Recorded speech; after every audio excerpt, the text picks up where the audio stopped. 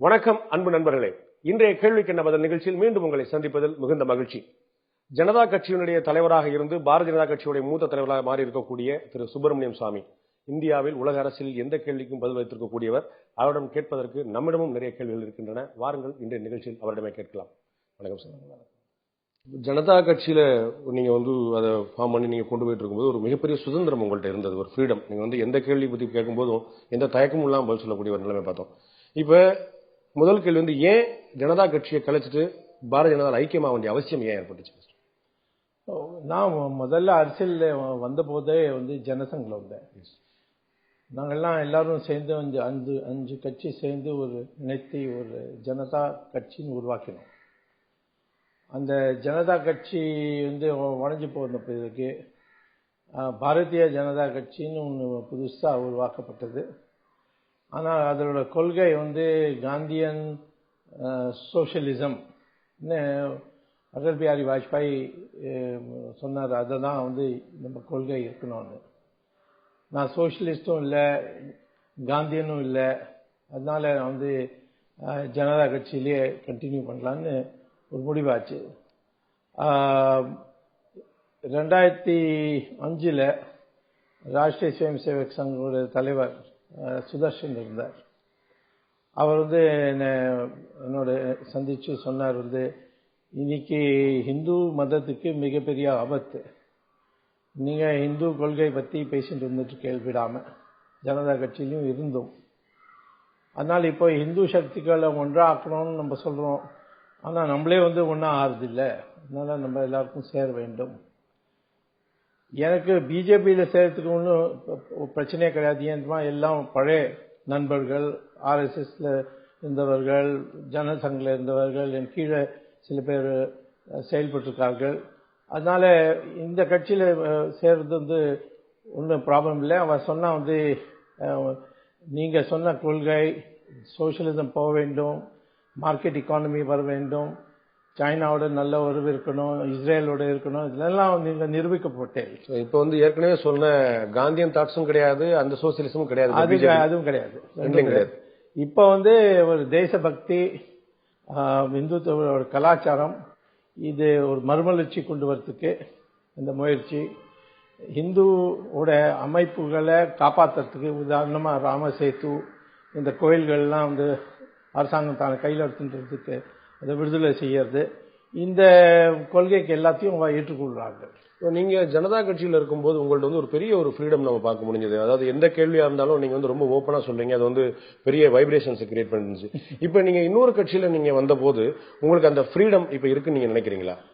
ஓரளவுக்கு கட்டாயமா இருக்கு. ஆனாலும் ஜனதா கட்சியில இருக்க போது எல்லாரும் என்னோட கருத்தோட ஒத்துக்காட்டா இது என்ன கட்சியே கிடையாது, இதுக்கு எம்பி கிடையாது, எம்எல்ஏ கிடையாது, இதெல்லாம் வேடிக்கை பண்ணுவார்கள். இன்னைக்கு அந்த சுதந்திர இந்த கருத்துக்கு பேசுறதுக்கு அதிகாரம்லாம் கொஞ்சம் ஒரு நிர்பந்தம் வந்தாலும் ஒரு மதிப்பு இருக்கு. ஒரு பெரிய கட்சியோட ஒரு பார்ட்டியோட வேல்யூ. ஆமா, பார்ட்டியோட வேல்யூ இருக்கு. ஸோ அதனால இதெல்லாம் ஒரு ட்ரேடிங் உண்டு. ஒரு சின்ன ஒரு சாக்ரிஃபைஸ் பண்ணிருக்கீங்க. நீங்க அதை சாக்ரிஃபைஸ் பண்ணி ஒன்று பெருசு வாங்கியிருக்கேன். ஒரு சின்ன மீனை போட்டு பெரிய மீனை பிடிச்சிருக்கீங்க. ஆமா.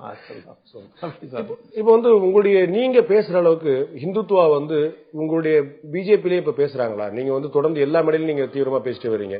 பிஜேபியில அதெல்லாம் கொஞ்சம் ஓரம் கட்டி வச்சிட்ட மாதிரி இப்ப தெரியுது. அப்படிதான் இருக்கு. அது அப்படிதான் இருக்க வேண்டும். எல்லாரும் அதே ஒரே மொழியில் பேசக்கூடாது.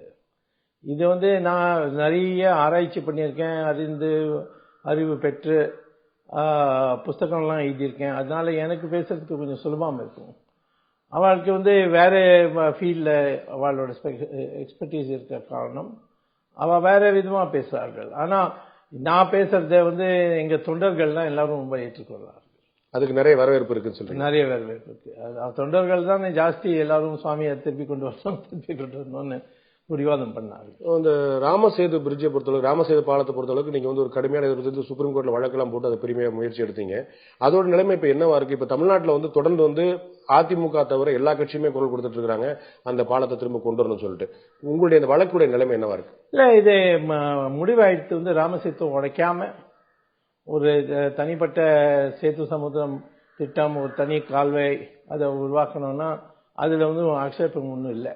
ஆனால் பிஜேபிக்கும் எங்களுக்கும் இல்லை, ராமசேத்துவை தொடக்கூடாது.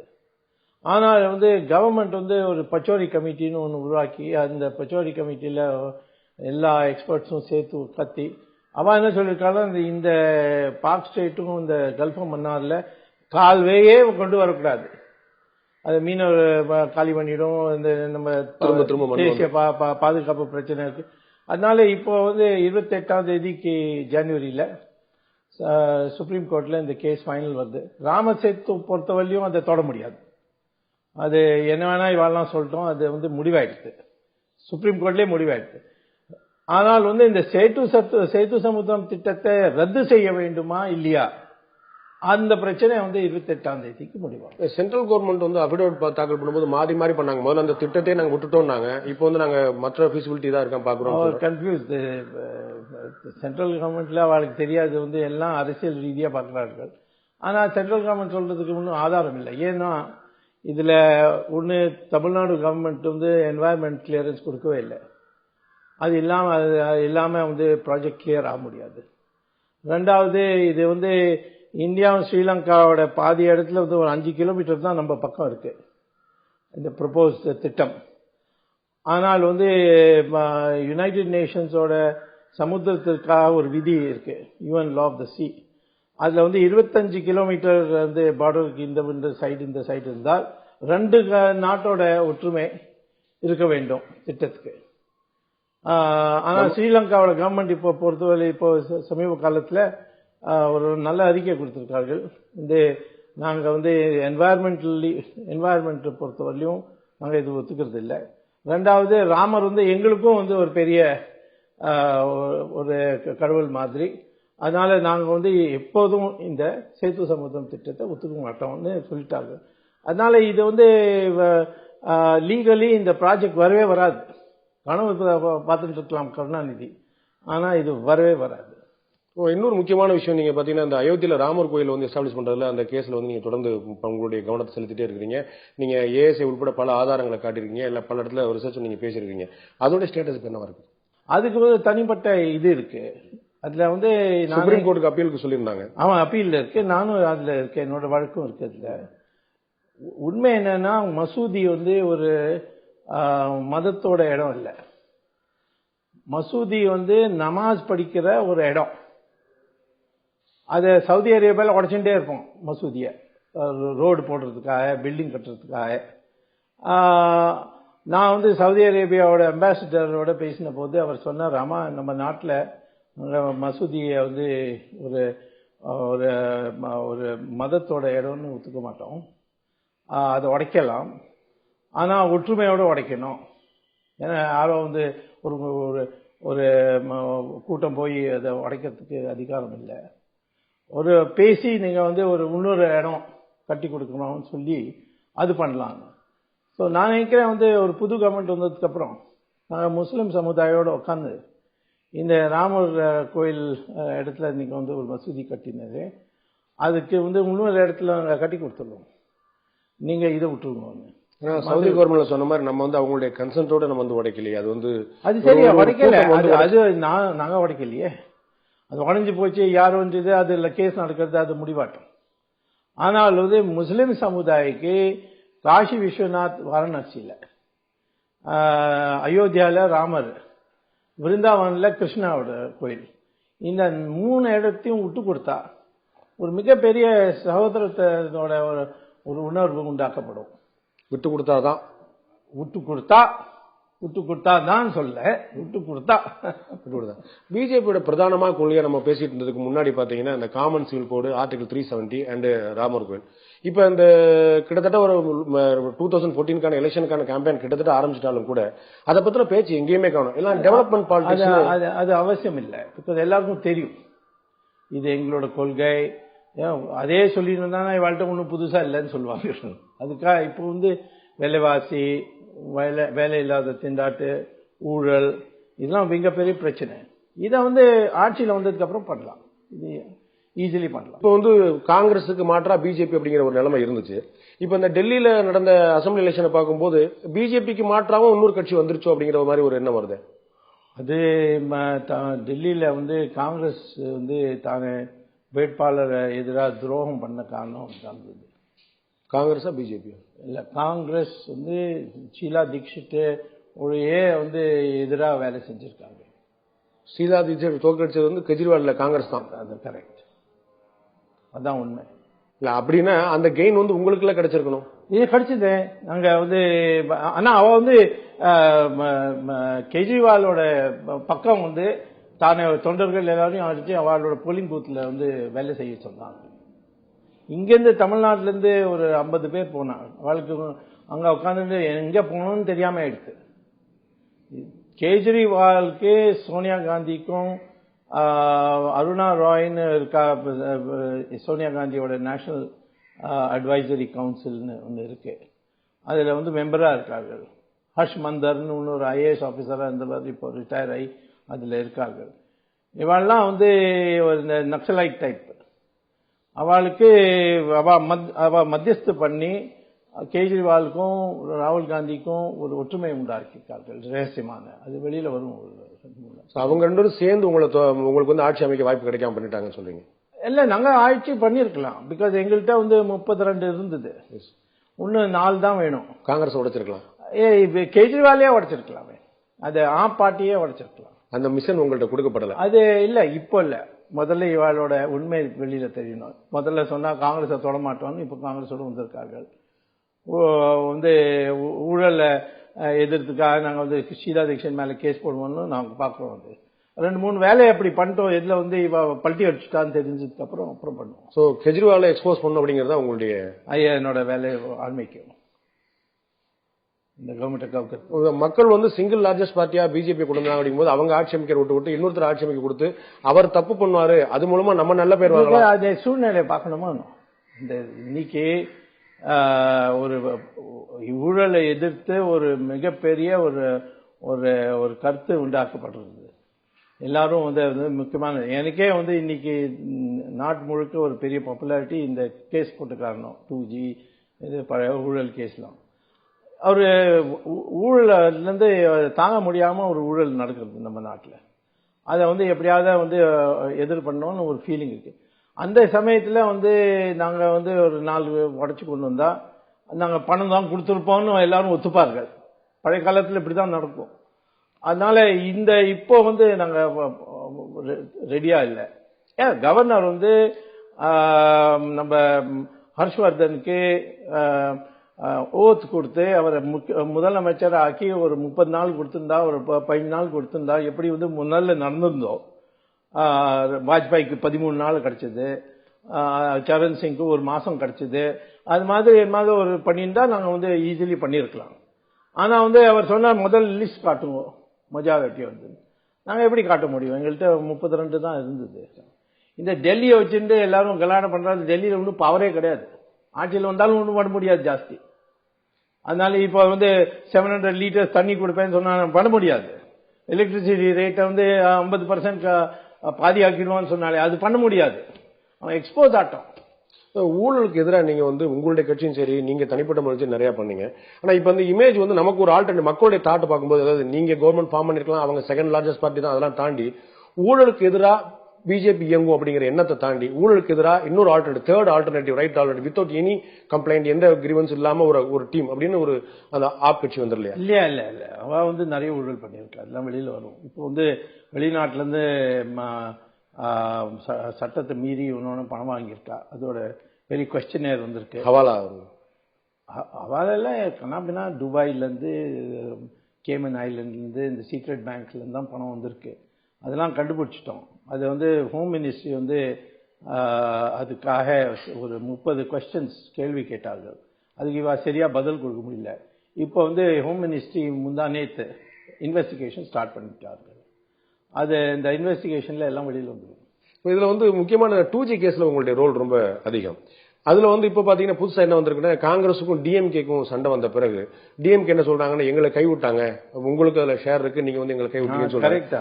காங்கிரஸ் சொல்றாங்க நீங்க பண்ண ஊழலுக்கு நாங்க பொறுப்பேற்க முடியாதுன்னு சொல்றாங்க. இல்ல இது வந்து ராஜாக்கு கத்து கொடுத்தது திருட்டு பண்றதுக்கு, ஊழல் பண்றதுக்கு, மோசடி பண்றதுக்கு சிதம்பரம்.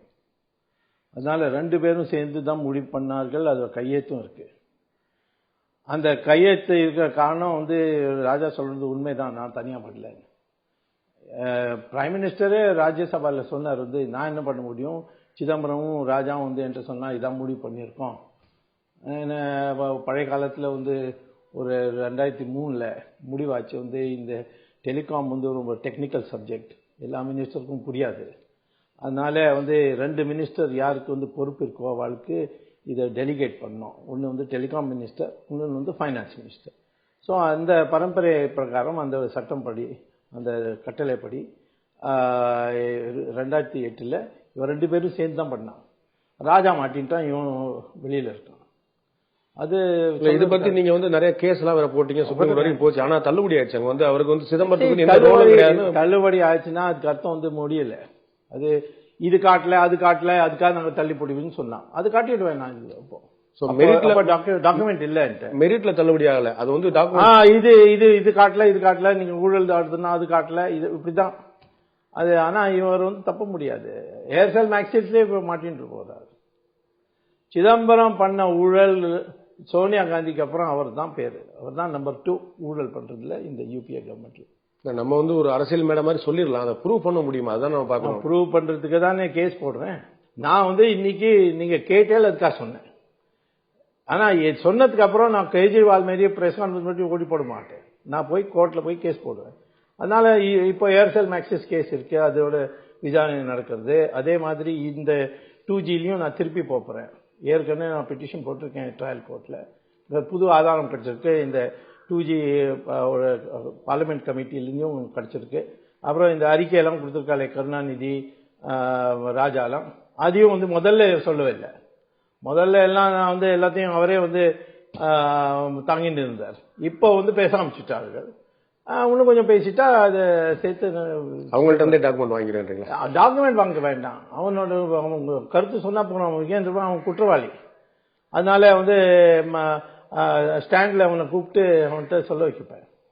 இப்போ 2014 எலெக்ஷனுக்கு வந்து ஒரு 5 மாசம் தான் இருக்கு. ஒரு டேட் அனௌன்ஸ் பண்றதுக்கு ஒரு 2 மாசம் 3 மாசம் தான் இருக்குது. உங்களுடைய பிஜேபியோட ப்ரிப்பேர்னஸ் எப்படி இருக்கு? எல்லாருமே வந்து மீடியால எல்லாம் வந்து ஒரு மோடியோடைய வேவ் இருக்குது, அலை இருக்குன்னு சொல்றாங்க. அதை கிராப் பண்றதுக்கு உங்களுடைய ப்ரிப்பேர்னஸ் எப்படி இருக்கு? அது நிறைய இருக்கு.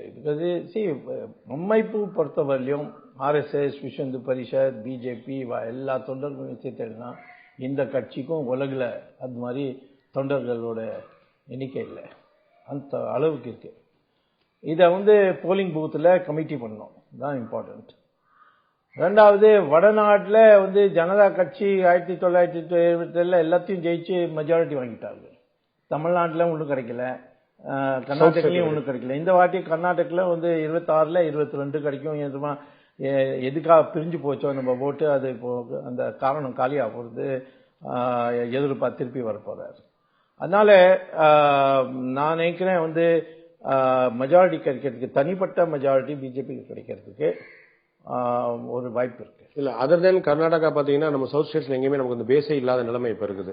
அது கட்டாயமா ஆந்திராவில் வந்து ஒரு 4-5 சீட் கிடைக்கும் கட்டாயமா. தெலுங்கானா காரணம், அங்க வந்து தெலுங்கானா ஆதரவா இருந்த காரணம். தமிழ்நாட்டில் இப்போ வந்து இந்த இளைஞர்கள்ல ஒரு மாற்றல் வந்திருக்கு, ஒரு தேசபக்தி வந்திருக்கு. நானே பார்த்திருக்கேன். வந்து பல பிரச்சனையில வந்து தெருவில் வர்றதுக்கு தயார் இல்லை. இப்போ ஜாஸ்தி இந்த தெருவில் வர்றவர்கள்லாம் எல்லாம் பொறுக்கிகள், குண்டர்கள், இப்போதான் நான் பார்க்குறேன், வன்முறை பண்ணுறவர்கள். அதனால வன்முறை இப்போ பிடிக்காத காரணம் வந்து வருதில்லை. ஆனால் ஒரு சைலண்டாக ஒரு ஃபீலிங் இருக்குது. இப்போ மோடியோட மீட்டிங் ட்ரிச்சியில் நடந்தது, அது வந்து பிஜேபியோட மீட்டிங் தனியாக இப்படி நடக்க முடியும்னு யாருமே எதிர்பார்க்கல. சில கான்ஸ்டியூன்சியில் இது பெரிய, மதுரை பொறுத்தவரையும் இந்த சௌராஷ்டிர கம்யூனிட்டி ஒரு 3 லட்சம் ஓட்டுங்க, அவன் முழுக்க முடிவு பண்ணியிருக்கார்கள், பொதுவாக முடிவு பண்ணியிருக்கார்கள், நாங்கள் மோடிக்கா ஓட் போடுவோம். அவன் குஜராத்தி தானே, சௌராஷ்டிரன்ஸ்லாம் குஜராத்லேருந்து வந்தவர்கள். அதனால இது மாதிரி ஸ்பெஷல் இருக்கு. நான் நினைக்கிறேன் வந்து என்னோட அபிப்பிராயம், தனியா பிஜேபி போட்டி போட்டா 4-5 சீட்டு தனியாவே ஜெயிக்கிறதுக்கு வாய்ப்பு இருக்கு. அந்த அளவுக்கு பேஸ் இருக்கா அப்படிங்கிற ஒரு சந்தேகம் இருக்குதா? பேஸ்னா பேஸ் 1977 ஜனதாவோட பேஸ் என்ன இருந்தது? ஒண்ணுமே இல்லை. 5 கட்சி சேர்ந்து மொத்தமாக ஓட்டு 22% தான் வந்தது. எங்களுக்கு 43% கிடைச்சிது. இந்த 5 பார்ட்டிஸும் சேர்ந்து 15 பார்லிமெண்ட் சீட் தான் இருந்தது. உங்களுக்கு மேலே கிடைச்சது. அப்ப தேசிய அளவுல ஒரு மிகப்பெரிய ஒரு எதிர்ப்பு இருந்துச்சு. இப்ப இருக்கு, அதோட ஜாஸ்தி இருக்கு. அதான் அதை வந்து பிரிக்கிறதுக்கு நிறைய மாநில கட்சிகள் இப்ப ஊழல பிரிக்க இல்ல, அந்த வேற எந்த இஷ்யூல பிரிக்க காங்கிரஸ்க்கு எதிரான ஒரு வேவ் இருக்குன்னு வச்சுக்கோங்க. எதிராக இருந்து, ஆனா காங்கிரஸ்க்கு எதிராக வேவ் இருக்கு ஊழல். அது ஒண்ணு. ஒரு இந்த பயங்கரவாதிகளோட பண்ண அட்டகாசம் பாகிஸ்தான்ல, காஷ்மீர்ல, அது எல்லாத்தையும் மொத்தமா பார்த்து ஒரு தேசபக்தி ஊழல ஒழிக்கிற சக்தி யார் இருக்கான்னு பார்க்கிறார் போறாரு. அதுல வந்து பிஜேபி தான் வரும். இல்ல, அதான் நம்ம அப்படி பார்க்கும்போது ஆக்சுவலா பிஜேபி கிடைச்சிருக்கும்னு நீங்க சொல்லுவீங்க. ஆனா பாத்தீங்கன்னா தமிழ்நாட்டுல வந்து ஏடிஎம்கே, நீங்களே சொன்ன மாதிரி ஆந்திரால தெலுங்கானா பிரச்சனை, யூபியில வந்து முலாயம் சிங்கோ, மாயாவதி, இது மாதிரி ரீஜனல் பார்ட்டிஸ் வந்து அதிகமா. வந்து தமிழ்நாடு பொறுத்தவரையிலும் இதுவரையிலும் இந்த தமிழ்நாட்டில் தேசபக்தி உணர்வுகளோட வாக்காளர்கள் எத்தனை இருக்கான்னு இதுவரையிலும் நம்ம யாருமே பார்க்கல. எல்லாரும் இந்த கூட்டணி பின்னால பைத்தியமா ஓடிட்டு இருக்கார்கள். நம்மளுக்கு என்ன பிரச்சனைனா, இன்னைக்கு ராமசேத்துவுக்கு நம்ம கூட்டின்னு போட்டோம்னா ராமசேத்து இஷ்யூல என்ன பண்ண போறோம், இந்த தமிழ்நாடு கோயில் வந்து கவர்மெண்ட் எடுத்துட்டு அதுல என்ன பண்ண போறோம், இதெல்லாம் பிரச்சனை வரும். அதுக்காக தான் வந்து தனியா போனோமா கூட்டணி பண்ணோம். இது வந்து விசாரணை நடத்த போறது. இப்போ செயற்குழு மீட்டிங் இருக்கு 16, 17, 18 அப்போ முடிவாகும்.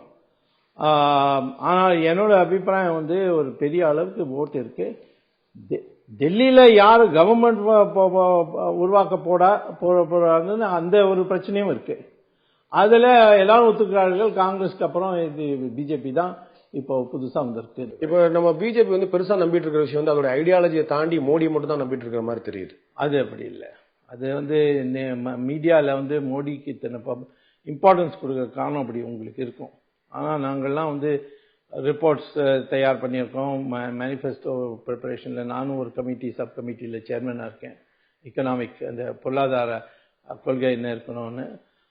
அதுலலாம் வந்து நாங்கள் பிஸ்னஸ்க்கு, ஹவுசஸ்க்கு, யூனிவர்சிட்டிஸில் அதுலலாம் பண்ணுறோம். மீடியாவில் வந்து பப்ளிசிட்டி கிடைக்கிறது வந்து பொதுக்கூட்டம். அதில் வந்து மோடி தான் இருக்காரு. மோடி தான் இருக்கணும். அவர் தான் நம்ம பிரதமரோட வேட்பாளர். அதனால அவர் தான் முன்னால் இருக்கணும், வேற எல்லாரும் பின்னால் இருக்கணும். ஆனா வந்து யூனிவர்சிட்டிஸ்ல நாங்கள் லெக்சர் கொடுக்குறோம். பிசினஸ் சேம்பர் ஆஃப் காமர்ஸ்ல நாங்கள் போய் பேசுறோம். இதெல்லாம் அங்கிருந்து கொள்கை பத்தி பேசுறோம். இதுல வந்து பாத்தீங்கன்னா இதுக்கு முன்னாடி வாஜ்பாய்க்கு வந்து ஒரு மிகப்பெரிய நல்ல பேர் இருந்தது. அத்வானிக்கு வந்து எந்த கெட்ட பேரும் இல்லை.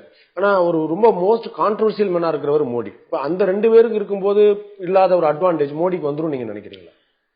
இது வந்து இந்த வெள்ளக்கால காலத்துல கான்ட்ரோவர்ஷியல் இருக்கக்கூடாதுன்னு ஒரு பெரிய குணத்தை ஆக்கிட்டார். அதனால இதுவும் சொல்ல வேண்டாம், அதுவும் சொல்ல வேண்டாம், இங்கேயும் ஸ்டாண்ட் எடுக்க வேண்டாம், அதுவும் ஸ்டாண்ட் எடுக்க வேண்டாம். அது மாதிரி ஒண்ணு வந்துருத்தோம். மோடி வந்து ஸ்டாண்ட் எடுக்கிறார். இன்னைக்கு இளைஞர்கள்லாம் யார் ஸ்டாண்ட் எடுக்கிறாரோ அவ பின்னால்தான் நிற்கிறார்கள். அதுக்காக தான் இத்தனை பெரிய கூட்டம் கிடைக்கிறது. எத்தனை நல்ல பேர் இருந்தாலும் மோடிக்கு எந்த அளவுக்கு மக்கள் பேசுறார்களோ அது வந்து இதுவரையும் நான் ஜவஹர்லால் நேருக்கும் பார்க்கவில்லை, சுபாஷ் சந்திர போஸ்க்கும் பார்க்கவில்லை. பிஜேபியோடைய நம்பர்ல வந்து பீக் வந்து 189 தான் இது வரைக்கும் இருந்திருக்கு இதுக்கு முன்னாடி. இப்ப அந்த இதை தாண்டி நீங்க இப்ப வந்துட முடியும் நினைக்கிறீங்களா? இல்ல ஜனதா கட்சியோட பீக் வந்து 15 சீட்ஸ் இருந்தது. 320 சீட்ஸ் வாங்கினோம். அதனால ஒரு நெருக்கடி வந்துருச்சுன்னு மக்கள் எல்லாரும் சேர்ந்து. ராஜீவ் காந்திக்கு ஜவஹர்லால் நேருவோட ஜாஸ்தி கிடைச்சது. ஏன்னா 415 சீட்ஸ் கிடைச்சது. அது இந்திரா காந்தி இறந்ததுனால அதனாலதான் சொல்றேன். எலெக்ஷன் முன்னால யாரும் சொல்லவே இல்லை. எனக்கு ஞாபகம் இருக்கு, மெஜாரிட்டி கிடைச்சது எல்லாரும் சொல்வார்கள். 415 சீட்ஸ் கிடைக்கும், எல்லா எதிர்கட்சி தலைவர்கள் தோத்து போயிடுவாருன்னு யாரு எதிர்பார்த்தார்? இப்ப ஊழலுக்கு எதிராக வந்து நீங்க கடுமையா பிரச்சாரம் பண்ணிட்டு வரீங்க. இப்போ ஒரு முக்கியமான விஷயம் பாத்தீங்கன்னா, ராகுல் காந்தி கூட ஊழலுக்கு எதிராக கடுமையான குரல் கொடுக்க ஆரம்பிச்சார். யார் நம்புவார்? திருடன் வந்து ஊழல் பத்தி பேசினா யார் நம்புவார்? சும்மா பத்திரிகையில விமர்சனம் பண்றது தைரியம் இல்லையானா இருக்கு. ஆனா மக்கள் எல்லாரும் சிரிக்கிறாங்க இவங்க பத்தி. இவங்க என்ன சொல்றதுன்னு யாருமே புரியலையே. ஒரு நாள் வந்து திடீர்னு வர பிரஸ் கான்ஃபரன்ஸ்ல வந்து இந்த கேபினெட் கீச்சு போட்டணும்னு சொல்றாரு. இன்னைக்கு நேற்று வந்து இந்த மகாராஷ்டிரா கவர்மெண்ட் பண்ணது தவறுன்னு சொல்றாரு. என்னுடைய அபிப்பிராயம், சொந்த அபிப்பிராயம். ஏன்னா வைஸ் பிரசிடென்ட் பார்ட்டியோட அம்மா வந்து வியாதியா இருந்தா நீ ஒரு உடம்பு சரியாம வீட்டில் படுத்துருக்காரு. அப்போ இவர் தான் இன்சார்ஜ், எல்லாரும் அவர்கிட்ட தான் போறாரு. சீஃப் மினிஸ்டர்ஸ் மீட்டிங்கும் அவர் தான் கண்டக்ட் பண்றாரு. அவர் எப்படி சொல்ல முடியும் இது என்னோட சொந்த கருத்துன்னு? இல்ல இதுக்கு மேல பகிரமா எப்படி சொல்ல முடியும்? ஒரு கட்சியில வந்து நான் சொல்றேன், எப்போ டிசிஷன் வந்ததோ அப்ப தெரியாதா இருக்கு? கேபினெட் மீட்டிங் நடக்கும் போது இவர் வந்தார், பிருத்திவிராஜ் சௌஹான் ராஜீவ் காந்தியை சந்திச்சு அவர் அனுமதி வாங்கிட்டு போனார். அப்புறம் இவர் பல்ட்டி அடிச்சுட்டாருன்னா அதை யார் நம்புவா? இப்ப வந்து அவரை வச்சுட்டு தானே சொல்றாரு. அவர் வந்து ஒண்ணு ஒளிச்சு மறைச்சோ யாருக்கும் தெரியாம ரகசியமா சொல்லிடலையே, பப்ளிக்கா தானே சொல்ற. சொன்னாலும் பப்ளிக் என்ன மக்கள் என்ன யோசிப்பார்கள்? இவன் பல்ட்டி அடிச்சுட்டே இருக்காங்க, அதானே யோசிப்பாங்க. ஏன் முதல்ல பண்ணல? ஒரு ஒழுங்கான வழி இருக்கு, அது வழி பண்ணலையே. திடீர்னு சொல்றான் பிரஸ் கான்ஃபரன்ஸ்ல. அப்படி பண்ணோம்னா பிருத்திவிராஜ் சௌஹானை கூப்பிட்டு இருக்கணும் டெல்லி. இது பண்ணது வந்து இது மக்களுக்கு ஆகல, தாங்க முடியல, இதை மாற்றிடுங்கோ அப்படி சொல்லியிருக்கணும் பிரஸ் கான்ஃபரன்ஸ்ல. இதுதான் என்னோட அபிப்பிராயம். இல்ல இதுதானே வந்து பப்ளிக் கொடுக்குற மெசேஜ் இப்படிதான் இருக்கும். பப்ளிக் இது சினிமா இல்லை, நீங்க தயவு செய்து இந்த சினிமா கல்ச்சர் வெளியில் வந்துருங்க. இது வந்து ஒரு அரசாங்கத்தை நடத்துறதுக்கு ஒரு நடைமுறை உண்டு. இந்த நடைமுறை பிரகாரம் இது மாதிரி ஒரு வைஸ் பிரசிடென்ட் வந்து ஒரு டிசிஷனை மாற்றணும்னா அந்த டிசிஷனுக்கு மாத்துறதுக்கு முதலமைச்சர் கூப்பிட்டு சொல்ல வேண்டும். இல்ல அவர் வந்து இந்த மாதிரி பிரஸ் கான்ஃபரன்ஸ்ல சொன்ன அப்புறம் தான் அந்த கிரிமினலைசேஷன் பொலிட்டிக்ஸ்ல வந்து அந்த சட்டம் தவறு தானே, அதை நிப்பாட்டினதே அவர் சொன்னதுக்கு அப்புறம் தானே. இதுதான் அது அவரோட கட்சியில ஒரு கோர் குரூப்னு இருக்கு, இதுல இவரும் மெம்பர். அங்க முதல்ல டிஸ்கஸ் ஆச்சு கிரிமினலைசேஷன் கொஸ்டின். அது வந்து ஒற்றுமை வந்த பிறகு, அனுமதி கிடைச்ச பிறகு கேபினெட்ல வந்தது. கேபினெட்ல ஃபுல் டிஸ்கஷன் நடந்து யுனானிமஸ்லி பாஸ் ஆச்சு, ஜனாதிபதிக்கு பேருக்கு. அப்ப திடீர்னு இவருக்கு வந்து என்ன தூங்கிந்தாரா இத்தனை வரலையும்? திடீர்னு வந்து பிரஸ் கான்ஃபரன்ஸ்ல வர, அதுவும் அனௌன்ஸ் பிரஸ் கான்ஃபரன்ஸ், வேற யாரோட பிரஸ் கான்ஃபரன்ஸ்? விஜய் மக்கான். கீச்சு போட்டுருவேன். இது வந்து ஒரு நாகரிக மொழியா? உள்ளுக்கு காங்கிரஸ்குள்ளே ஒரு ரிபல் உருவாயிருக்கிறார் அப்படிங்கிற மாதிரி இமேஜ் வராது. அதான் அவன் முட்டாள்னு வருது. அவரே மக்கு கிடையாது அரசியல், இப்படிதான் இமேஜ் வருது. நீங்க தொடர்ந்து அவர் அப்படிதான் சொல்லிட்டு இருக்கீங்க. ஆமா, அவர் மக்கு எனக்கு நல்லா தெரியும். அவர் வந்து சின்ன வயசுலேயே ராஜீவ் காந்தியும் நானும் ஃப்ரெண்டா இருந்த போது இவரை நான் அடிக்கடி பார்த்துருக்கேன். எக்ஸாம்ல ஃபெயில் ஆயிருக்கார், ஹார்வர்ட்ல 4 மாசத்துல வெளியில எடுத்துட்டாரு. ஸோ அதனால இவர் பின்னணி எனக்கு நல்லா தெரியும். அதுக்காக நான் சொல்றேன் மக்குன்னு. நீங்க எங்க போனாலும் ஹிந்தியில புத்துன்னு தமிழ்ல மக்குன்னு சொல்றீங்க. இருந்தாலும் அதாவது ஒரு பரீட்சையில ஃபெயில் ஆனாரு அப்படிங்கறதோ, ஒரு இடத்துல வந்து டிராப் அவுட்ஸ் வந்து ஒரு எக்ஸாம் ஸ்டீபன்ஸ்ல ஃபெயில் ஆயிருக்கார், ஹார்வர்ட்ல ஃபெயில் ஆனார். அப்புறம் எங்கிருந்து டிகிரி வாங்கினார் அது தெரியல யாருக்கும். சொல்ற இன்னொரு பேர்ல வாங்கினார், ராகுல் விஞ்சி. இதுவும் ஒரு பெரிய ஒரு வேடிக்கையா விஷயம். டெல்லியில வந்து பேசுறது யாரும் புரியறது இல்ல. சில சமயம் எஸ்கேப் வெலாசிட்டி ஆஃப் ஜூபிட்டர்னு சொல்றாங்க. உங்களுக்கு புரிஞ்சுதான்? எனக்கு தெரியும் புரியல.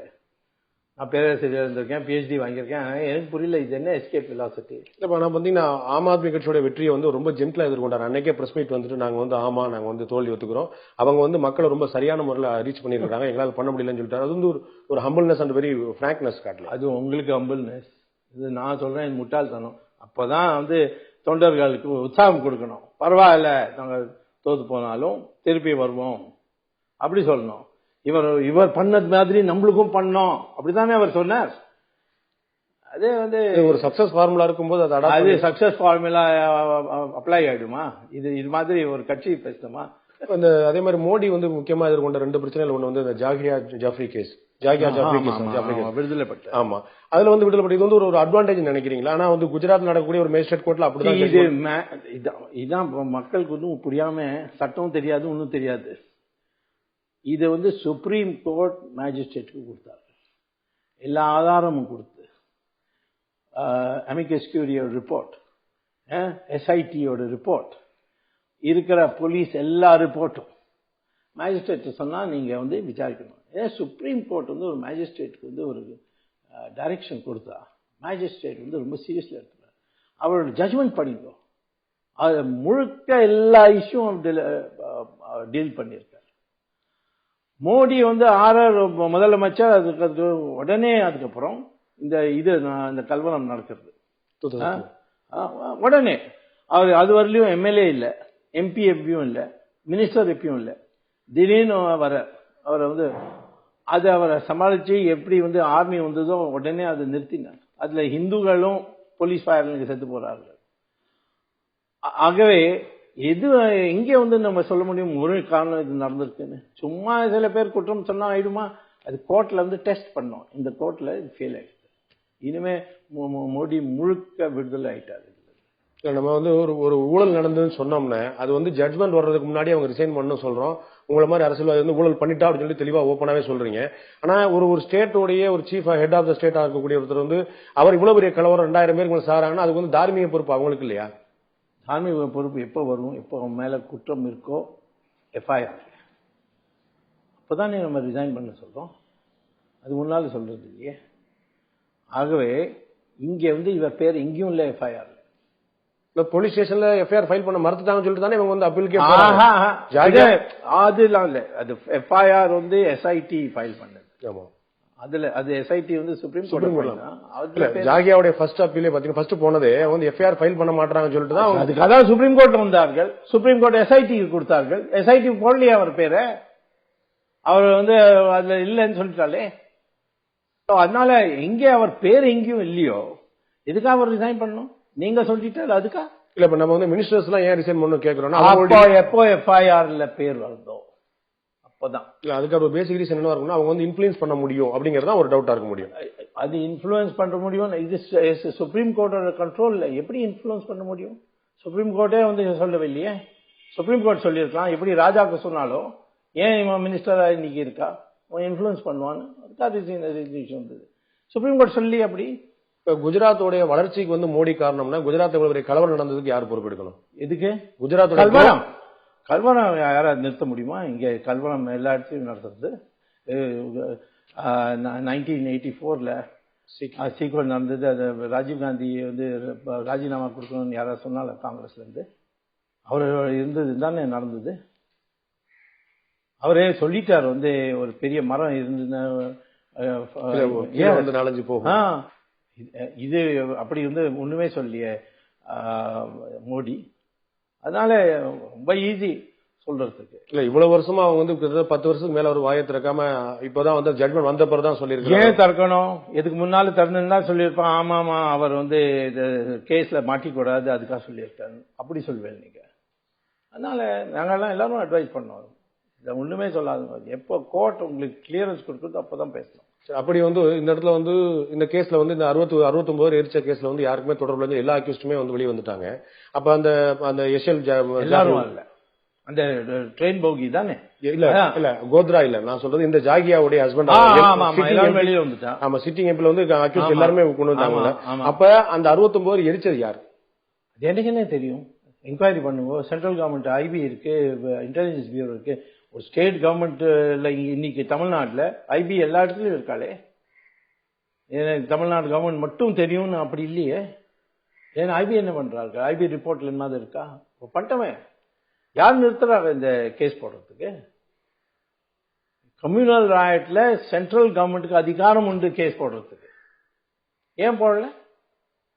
பிரச்சாரம் மூலமா இவன் பேரு கெடுக்கலாம். பஸ் வேற ஒன்றும் இவாளோட எண்ணம் இல்லை. இல்லதான் இப்ப நம்ம காஞ்சிபுரத்துல சங்கர்ராமன் கேஸோ இல்லாட்டி எக்ஸ்மினிஸ்டர் தாகிருஷ்ணன் கேஸோ, அதான் எக்ஸ்மினிஸ்டர் தாகிருஷ்ணன் கேஸோ, இந்த ஜாகியா கேஸோ வேற கேஸ் அந்த சங்கராச்சாரியா மேல போட்ட case total fraud case, bogus. அது ஒண்ணுமே இல்ல.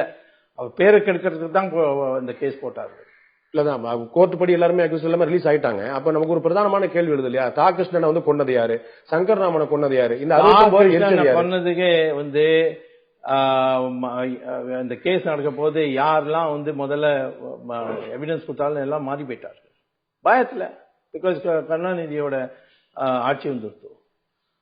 ஆனா எல்லாருக்கும் நல்லா தெரியும். ஆகவே இல்ல அதே மாதிரி தான் சங்கர்ராமன் கேஸ்ல எல்லாரும் பல்ட்டி அடிச்சாங்க. பல்ட்டி அடிச்சானா இப்போ இத பொறுப்பு யாரோடது? சங்கராச்சாரிய சாதகமா ஒரு கவர்மெண்ட் இருந்ததா? கவர்மெண்ட் எதிரி கவர்மெண்ட் இருந்தது. எப்படி ஆச்சு? சுப்ரீம் கோர்ட்லயே முதல்ல சொல்லிட்டார் பெயில் அப்ளிகேஷன் இதுல ஒண்ணுமே இல்லை.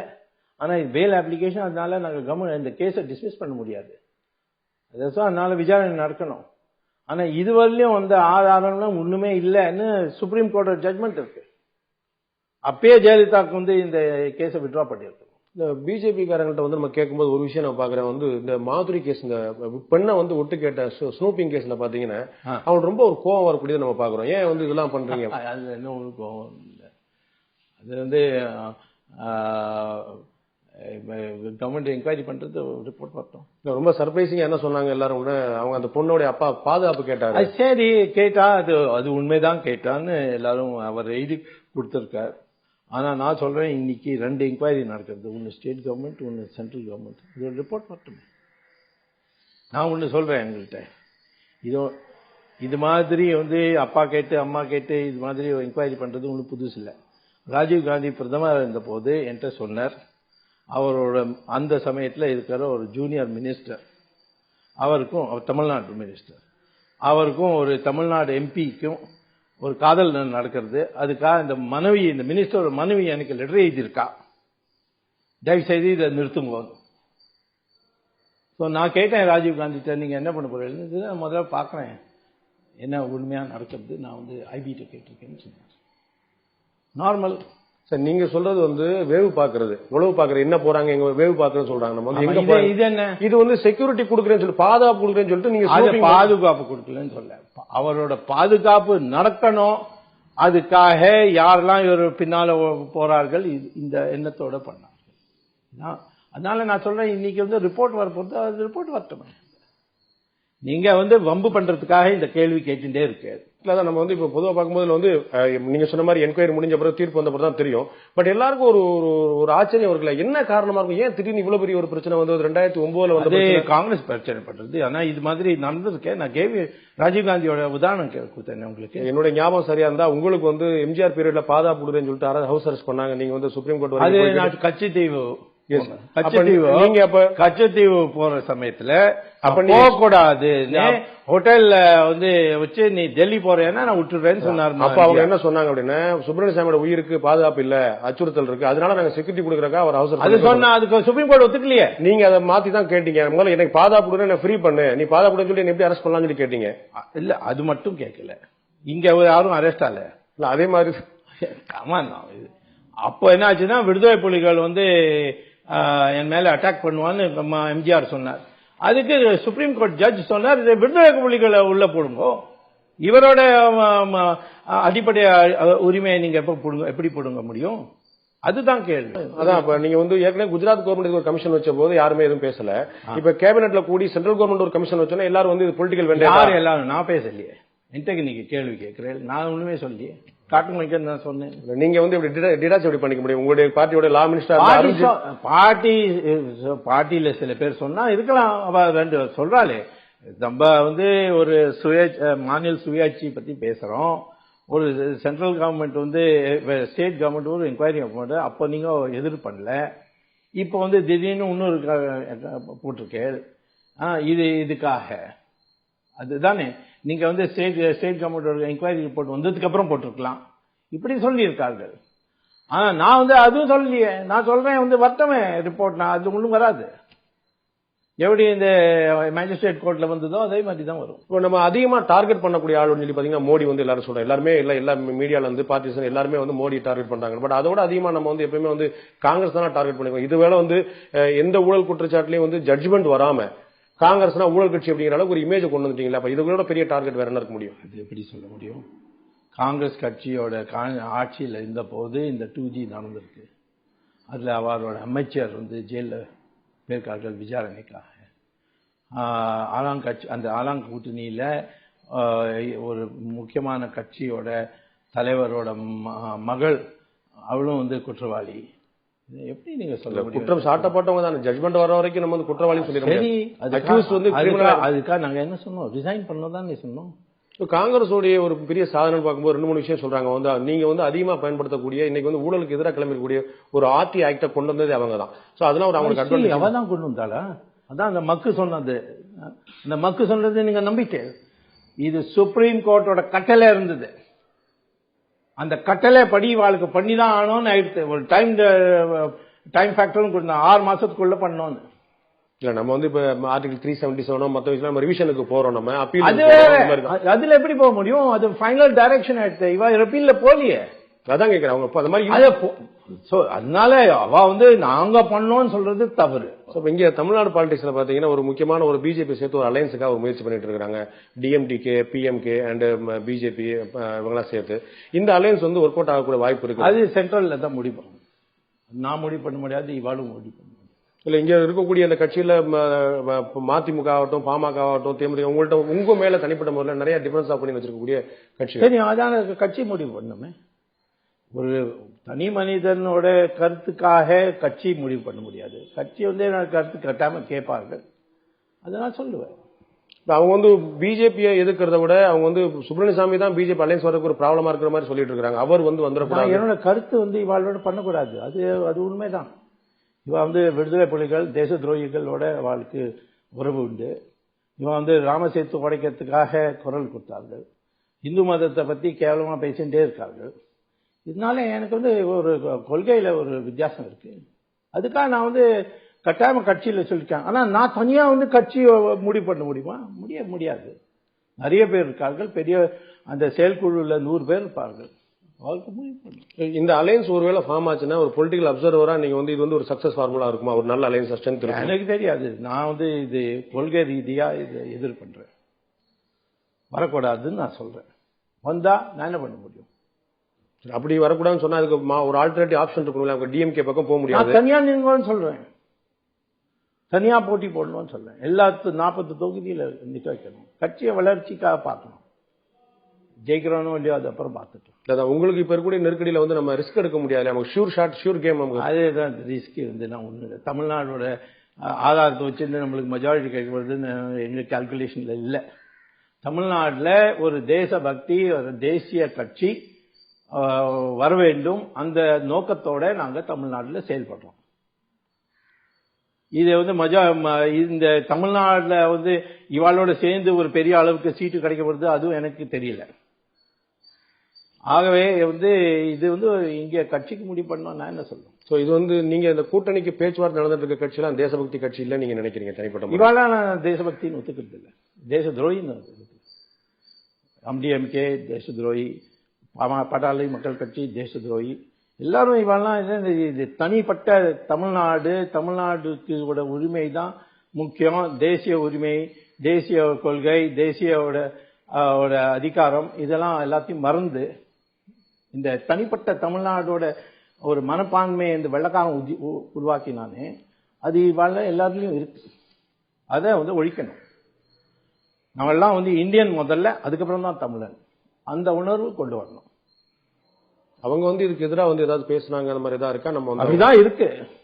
அவ பேசியிருக்கா. விடுதலை பிரபாகரன் ஆதரவு கொடுத்து அவனை போஸ்டர் போட்டு விளம்பரம் பண்ணி அவனோட பிறந்த நாடு கொண்டாடினா தேச துரோகின்னு அர்த்தம்.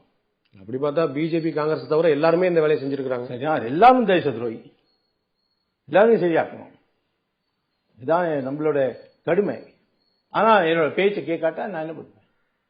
பார்ட்டியோடைய முடிவுக்கு கட்டுப்படுவீங்க? பார்ட்டி முடிவு பிரகாரம் நான் ஒரு பார்ட்டி முடிவு பண்ணதுக்கு அப்புறம் நான் ஒன்றும் சொல்ல மாட்டேன். ஆனா என்னோட பேச்சு கட்டாம கேட்பார்கள். அதுபடி எத்தனை பேர் இன்ஃபுளுன்ஸ் ஆறான்னு எனக்கு தெரியாது. இப்போ நீங்க லோக்சபா எலெக்ஷன்ல எங்கேயா கண்டெஸ்ட் பண்ணலாம் பிளான்ல இருக்கீங்களா? கட்டாயம் பண்றதுக்கு நிறைய பேர் சொல்றா இல்லையா பண்ணோன்னு. ஆனா இத்தனை சீக்கிரம் பண்றதுக்கு என்ன? இப்ப பெரிய கட்சி இருக்கு. நான் இங்க இருந்து வேணா இப்ப 4-5 மாநிலம் இருக்கு. நான் இங்க வேணா நிக்கலாமே. தமிழ்நாடு உங்களுடைய பேஸ் இங்கே பண்ணுவீங்களா? அதே கட்சி சொன்னா நான் நிக்கிறேன். கட்சி சொல்லணும். என்கிட்ட கேட்டார்கள் இங்க நிக்கணும். நான் சொன்னேன் எனக்கு நீங்க எங்க சொல்றீங்களோ அங்க நிக்கிறேன். ஏன்னா மதுரையில நீங்க எல்லாம் ஒரு ஸ்ட்ராங் பேஸ் கிரியேட் பண்ணி வச்சிருக்கீங்க. சரி, இந்த வாட்டி இன்னும் கொஞ்சம் ஸ்ட்ராங்கா இருக்கு. இந்த சௌராஷ்டிர இந்த எல்லாரும் முதல்ல காங்கிரஸ் கொடுத்துருப்பார்கள். இப்போ மோடிக்கா நம்மளுக்கு கொடுப்பார்கள்னு எங்களுக்கு நன்றாக தெரியும். ஆனால் இது நான் இதுக்காக முடிவு பண்ணோம். ஒரு பெரிய கட்சியில வந்த காரணமே நான் இதெல்லாம் முடிவு பண்ணக்கூடாது. கட்சி தான் அவளோட தொண்டர்கள் தான் வேலை செய்ய போறார்கள். அவள் தான் பணம் கொடுக்க போறார்கள். அதான் அதனால அவளோட சௌரியம் பார்த்து பண்ணோம். வேண்டாம் நிக்க வேண்டாம்னு சொன்னாலும் அதுக்கும் நான் தயார். இவ்வளவு நேரம் உங்களுடைய நேரத்தையும் உங்களுடைய கருத்துக்களை எங்களோட பகிர்ந்து கொண்டதுக்கு ரொம்ப நன்றி. உங்களுடைய நல்ல நோக்கங்கள் நிறைவேற எங்களுடைய வாழ்த்துக்கள்.